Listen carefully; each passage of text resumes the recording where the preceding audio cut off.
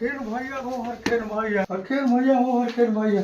हमारे मेहरारू के बड़ी तबीयत खराब हो गई। अरे बड़ी इमरजेंसी में हमारे 1000 रुपया चाहिए।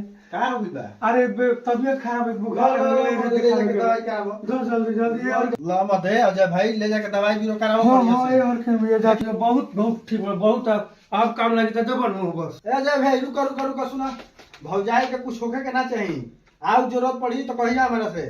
जी भैया बहुत बहुत शुक्रिया। तो टोलिया में दूगो मुसहर के खोज लीही, तब कुटिया कटवैले बानी गंजावा आवे के बा, मिले कौन सा ना। अरे कोई बा? अरे मर्दे का कोई बा हो? हई के हर मर्दे? अजय भईबा तू? अरे अजय भईबा पैसा ले मेहरारू के दवाई करे खातिर ही यहाँ के मुस्टोली में दारू पियत है। हरखेन भैया गई रही हॉस्पिटल में, हमारे मेहरारू मार गई तो का करी, ओकरे गम में दारू पिया तनी। तो बाल बच्चा के देखबे तो दारू पियबे मर्दे? ना ओकर गम हमारे सतावत बड़ी, यही के चलते तोर पैसा के मैं दारू पी गई, काल दे दे।